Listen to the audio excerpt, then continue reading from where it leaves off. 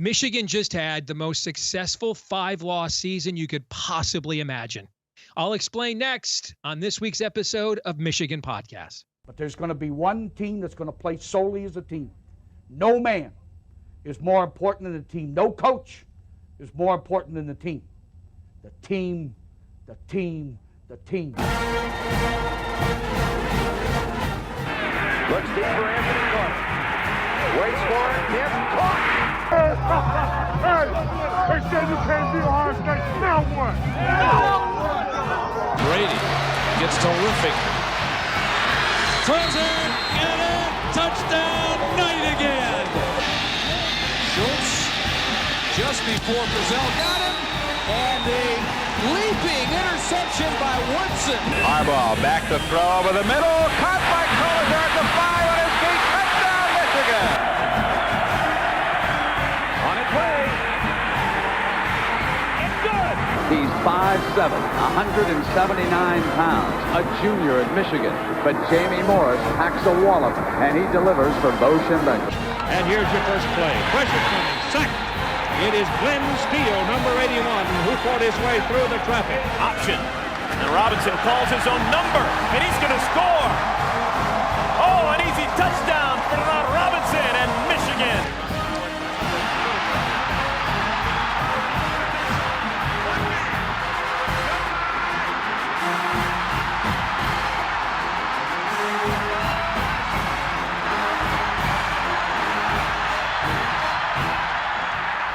Win it. We're going to win the championship again because we're going to play as a team. And when we play as a team and the old season is over, you and I know it's going to be Michigan again. Michigan.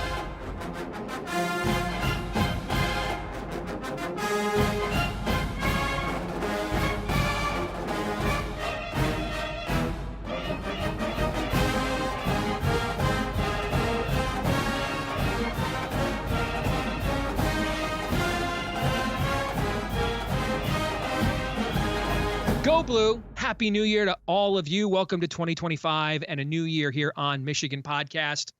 I'm Steve Deace, and these are words I don't typically say, but I do believe them. I think Michigan just had the most successful 5-loss season you could possibly imagine. Now, I know all the bug nuts in the comments section, you are snickering hard right now. Well, be careful, because you're one of the reasons why I say that. We beat your ass again, so there's that.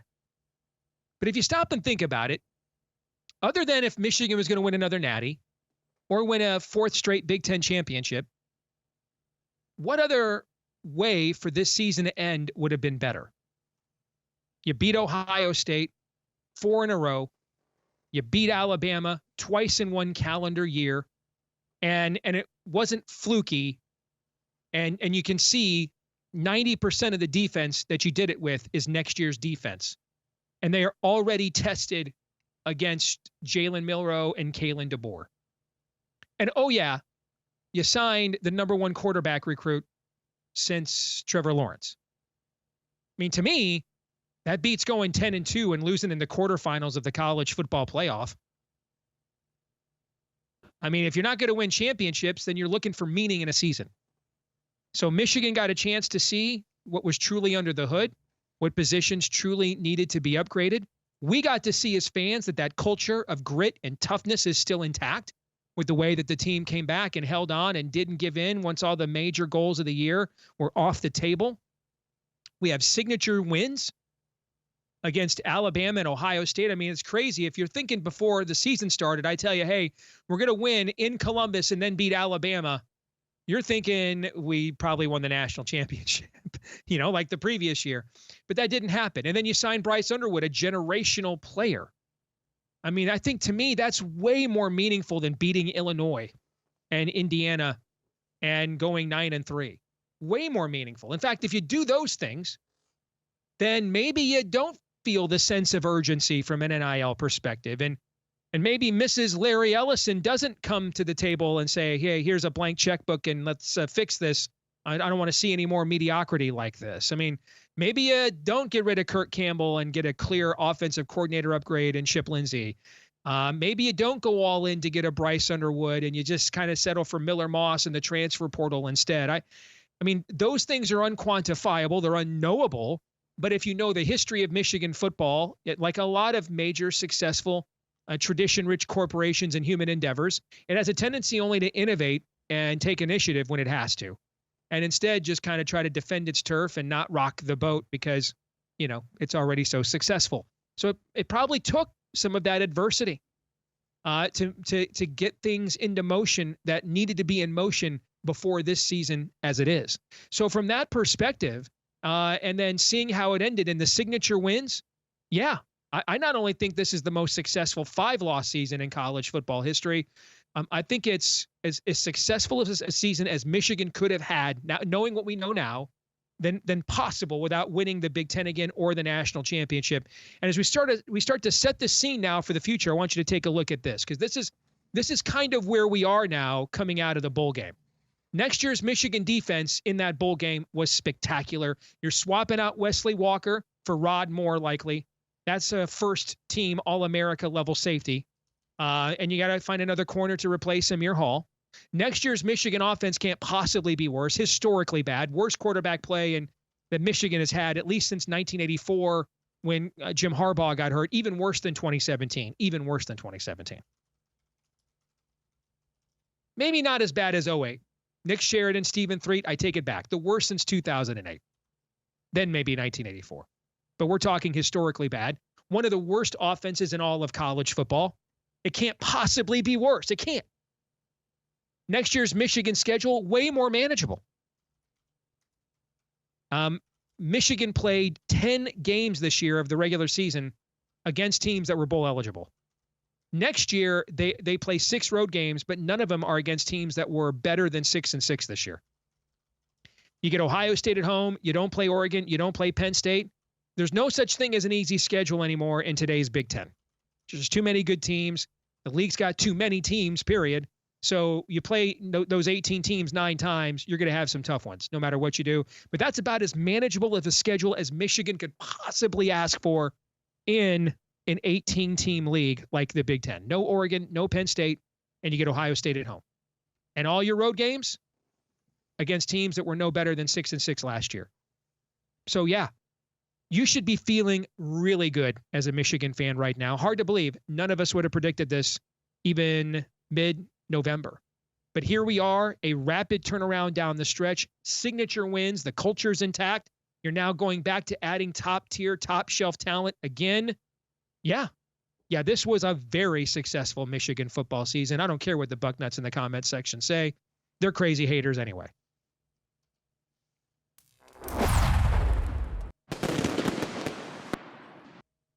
And now let's get maybe a more objective or a jaundiced take from our one and only reasonable Bucknut, Mark Rogers, the voice of college football. Check out his great channel. That's what it's called, right here on YouTube. And especially as we get ready to head into the offseason, they're covering the greatest sport God has ever permitted on this green earth year-round. Tons of news you want to get during the offseason to get you ready for maybe some of those win totals that'll be out before you know it here in just a few months. So, Mark, Happy New Year to you, brother. How you been? Happy New Year, Steve. Doing well. Apparently not doing as well as a fan of an 8-5 football team, though. I got to tell you, it would be something if Michigan and Ohio State won back-to-back national championships and then brought in the top 2 consensus quarterbacks in this recruiting class. That would be something if that's all that transpired here in the last calendar year. But we'll jump off that bridge if we get to it. Let's talk about what we know has happened. And knowing now what we know, I do think, barring winning another national championship or winning another Big Ten championship, as weird as it sounds, when you stop and think about it, I think this is the most successful season Michigan could have had. Beat Ohio State in Columbus. You beat Alabama again. You sign the consensus #1 recruit, really the highest rated recruit that there has been since Trevor Lawrence. I would take that over going 10-2 and like losing in the quarterfinals of the college football playoff, for example. Now, championships, to me, it's championship or bust every year. And so maybe that hinders my perspective a little bit because I kind of think you either win a championship or you didn't. And so it's pass fail. So if you're not going to win a championship, then I don't know how this could have been more successful. Maybe they win a couple more games. They get a little bit better at quarterback play, a little bit better quarterback play than we saw because they stick with Davis Warren. He develops more. You win a couple more games. You get into the playoffs. But maybe that papers over some of the real issues that you didn't want to address. Maybe that keeps your donor class complacent, thinking we can still be transformational and not transactional. And that doesn't get Mrs. Larry Ellison involved and everything else. I think that we needed to get under the hood after Jimmy left, needed to really see what we had and what we didn't. And we got a hard look at that. We saw Sharon has kept the culture intact despite the poor start to the year, finished strong, and signed Bryce Underwood. We may sign a couple other big-time prospects here in the late signing period too. So that's evidence for why I think this. And I would have never guessed it a month and a half ago, but that's what I think now. Mark, what are your thoughts? Well, I got to say, Steve, that even though I can make jokes about I don't know what it feels like to be 8-5, it rings a little bit hollow because 4 consecutive wins for Michigan over Ohio State in what is the most important rivalry in college football. I believe diminished, but still the most important rivalry. So back to your main point about where this program is headed. Yeah, there are differences in 8-5 seasons. You know, you felt 2017 and you felt the expectation of a big season coming off 2016 and everyone coming back for the most part and wilting down the stretch and losing a bowl game, blowing a 2-touchdown lead and finishing 8-5 versus this 8-5. And I have felt them as a Buckeye fan going back to the Earl Bruce days where they would lose games early and pour it on down the stretch and maybe salvage a tie for the Big Ten title in like an 8-3 season. Yes, the feeling, if you were just going to go that route before we really break down what it means tangibly, the feeling is so much better when you kind of give up early, but then you see your team improve. And once they beat Northwestern by 44 points, and that's not a good football team, but nobody else is beating Northwestern by 44, I did feel like there was something coming together there from Michigan. Didn't anticipate the upset win and another for the Wolverines, but Alabama's still a talented football team, and for Michigan to be missing as much as they did and to show the fight and to show the determination, it was a really quirky, odd game, the kind of game I enjoy because of all the chaos in the first 5 or 6 minutes of the game and the field position and just the quirkiness of the game was entertaining to me, and the inability of Alabama to handle themselves under the rain conditions. But you know, it's gotten to the point on the Michigan defensive side where this defensive line has become, I guess it's become a culture. And I know it's not just mysticism and magic that whoever you throw over there, but missing 3 of the most outstanding players at that position in the country and still playing at that level, it's become almost one of those positional units like we used to see with Wisconsin along the offensive line, where it almost appears as though whoever you plug in is going to be a dominant factor. And so that was impressive to see. Sharon Moore, in regards to, I know that there might have been some minor talk out there. I don't know if it had any legitimacy that he would be the offensive coordinator, his own offensive coordinator. That would have been a mistake. So he went the fundamentally sound route to go get a veteran offensive coordinator in Chip Lindsey. So that's an excellent move, I believe. The quarterback situation, I guess, with Mikey Keene coming in, who is a much higher grade of a Davis Warren, no doubt. He's played Power 5 competition for several years now successfully. He's got 65 touchdown passes in big-time college football play. So the quarterback position is at least in capable hands with a high floor before Bryce Underwood is ready. So yeah, the Michigan football situation seems to be on good ground. Looking at the game against Alabama in the aftermath, and I thought there was about as much chance Michigan was going to win that game as I did that we were going to win the game. For different reasons. I mean, Alabama, the only opt-outs they had were guys that went into the transfer portal. Everybody else, including several NFL draft picks like Jalen Milroe, Jihad Campbell, and others played in the game. Basically, everybody that other than Amir Hall, who still is trying to build a draft resume in his 1 year here from FCS, but everybody other than him that played any form of a key role in Michigan defeating Ohio State did not play in this game. So you got your first look at next year's team minus the incoming recruiting class and the transfer portal guys, right? And Alabama in any state is a good test, scrimmage, drill for what you have. Defensively, everybody that played for us in that game except two guys, two defensive backs, Amir Hall, who I just mentioned, and Wesley Walker, but he's going to be replaced likely by Rod Moore, who's like a, All-American level player. Essentially, everybody else that you saw shut Alabama down is next year's starting defense. I don't know how you cannot be excited about that. Now we're not going to maybe ever see at Michigan again, a duo inside like Mason Graham and Kenneth Grant. That's John Curry, Eric Copeland at Alabama level stuff. It doesn't happen very often, especially up north where a lot of those kids are from the South anyway. But I would take Rayshawn Benny, Trey Pierce, Damon Payne, Trey Williams, and I would take that foursome inside up against any other foursome at D tackle that will be in the Big Ten next year. You throw in Derek Moore and TJ Guy on the edge. Michigan has recruited that's the one position the last couple of years when we weren't playing ball with big time recruits that we still brought in a couple of big time recruits were at edge.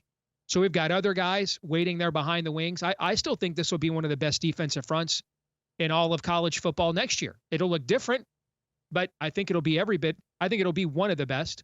I think the linebacker core will return intact. You're adding a consensus All-American type of player, likely, and Rod Moore returning as a safety. I mean, that's next year's defense. I don't know how you can't be excited about that if you're a Michigan fan.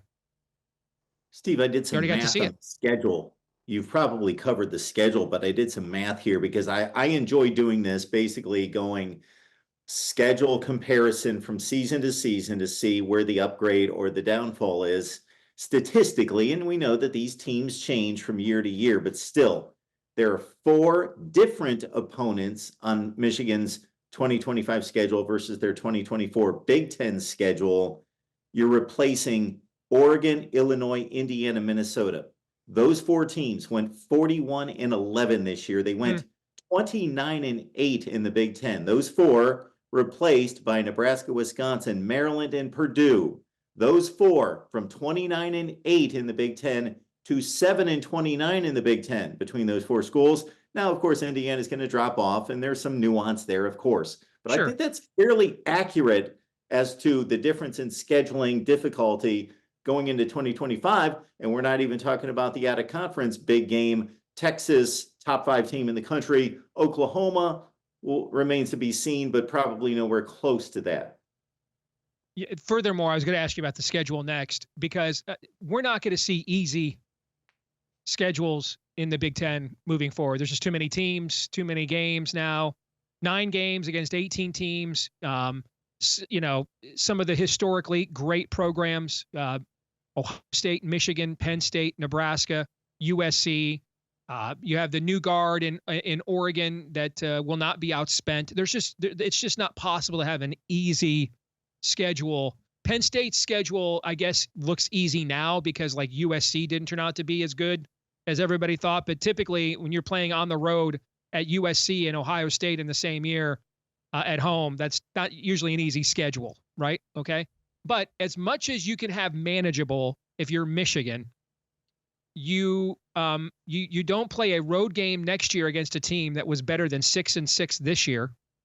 You don't play Oregon, you don't play Penn State, and you get Ohio State at home. I don't know what more you could ask for. And even if you look at the rhythm to the schedule, I don't know if you picked up on this, but basically every other week it's home and road. So you even get into a rhythm there as a team, right? You're home, then road, home and road. So I kind of thought one of the sneaky advantages my Lions had last year as they were coming of age is they still weren't playing a lot of games yet nationally. other than that Thursday night game against the Chiefs. They were still playing a bunch of 1 p.m. games. So you're just kind of in a routine every single, week. You kind of know when you're going to play. So home, away, home, away, home, away. So you have a rhythm to the schedule. It's about the most manageable that Michigan could probably ever ask for if you're going to play Oklahoma out of conference. And then on top of the fact the TV networks want you to play all the big teams that you possibly could in the league, I don't know that you could ask for a more manageable schedule than that. I still wouldn't say it's easy. I mean, going to USC, going to Nebraska is not easy, okay? But it's about as manageable as you could have asked for, I think. Yeah, it sets up really well. There's no question about that. And that's something that I really keep an eye on because it's become such a disparity among these conferences with so much latitude in regards to, the math of missing 8 opponents in a conference schedule. It's just ridiculous when we'll switch to the SEC real quick. Oklahoma played a 65% winning percentage from last season in the SEC, and Texas played a 35% winning percentage. Wow, in what a stat conference. that is. And, yeah. I posted a video just a week before the season to say the SEC screwed Oklahoma. What's going on here? There can be great variance. I think the Big Ten's done a reasonably decent job at trying to address that. Of course, they've got the permanent opponents, but Rutgers in particular missed everyone across the board. Ohio State, Michigan, Penn State, Oregon, Iowa. USC was its most difficult opponent coming into the season. So Rutgers has been the one that can thank the league office, at least for this first year with the West Coast teams. So there's just the variance of this. We saw it coming down the stretch in the ACC where Clemson, Miami, and SMU vying for a championship. None of them played each other. It's just gotten to a point where something has to be done with these tiebreakers and conference championship games. I agree with that completely. So we talked about the defense, looking at how things stand. You have a good preview of next year's defense. The schedule is going to be certainly more manageable this year. I mean, this was a historically difficult schedule. I mean, this is what we played this year is one of the hardest schedules Michigan football has ever played. That brings us to the third facet here, the offense. And a lot of this is still unknown. I still think they need another guard in the portal. Guard is kind of a sneaky premium position at Michigan with as much as we want to run the ball inside. I still think they need another wide receiver as well. But I think the best I can say right now about the offense, this was a historically bad offense at Michigan. It was one of the 5 or 10 worst in all of college football. Is it can't get any worse. I don't know how good it will be. I love the running back tandem of Jordan Marshall, he's the first Mr. Ohio football we've gotten since Charles Woodson. And he carried the entire offense in the bowl game. I think Justice Haynes will be a really good addition. Those two, and their contrasting running styles. Michigan will come up with somebody good at tight end. May not be Colston Loveland good, but they'll be good. Beyond that, I don't know. I think if Mikey Keene had quarterbacked the team this year, they're probably 9-3, 10-2, because your description of him as a higher quality Davis Warren, basically a Cade McNamara. He's not much shorter than Cade McNamara, actually. Quarterback is pretty accurate. Of course, you've got the Stallion sitting there. It's just a matter of when you think he is ready. I will tell you, talking to somebody that attended a few practices at the bowl game when Davis Warren and Orji were still there, he told me it's not even close. Like looking at Bryce Underwood right now, it's like he's the kid in high school who got through puberty first, and he's just dominating the JV, because he's basically a grown man physically, and most of those guys haven't, had a full shave yet. Okay. So who knows when he's ready? But beyond that, I don't know. I don't know what the offensive line will look like. I don't know. Receiver is not a premium position at Michigan. It does need to be more of a premium than it's been. So that's really where the questions are. If, the Michigan fan in me says, if we can get to competent with that defense and that schedule, we should be challenging for a playoff berth when we play you all at home next Thanksgiving weekend. But, I don't know how big of a leap from primordial ooze is to competent. Now I think quarterback, Mark, is a lot of that. And, I'm a big believer. If you don't have a quarterback, you don't have a team. You cannot hide your quarterback in college football. And so little things like if a quarterback holds the ball for a half second longer consistently than he should, that makes your pass protection look a lot worse than it is, right? stuff like that. There's a reason why those guys get paid more at every level of football than anybody else. So I do think a quarterback covers a multitude of sins. I just don't know how many. I haven't looked at the wide receiver position yet, but I see that Tyler Morris just entered the transfer portal. I had high hopes for him, not high hopes as an Ohio State fan, of course, but from a Michigan perspective, what he would do. Jordan Marshall, that bowl game performance should not be overlooked, and I'm sure it's not by Michigan fans, because beyond the stats of it looking nice at 100 yards even, I think, 23 carries, was, okay, true freshman, against elite athletes on the other side. And regardless of all the issues with Alabama this year, that's a top 10 to 15 defense in the nation. And to be able to slug it out with no support from a passing game, no threat of a pass for the most part, of course, and to slug it out 23 times.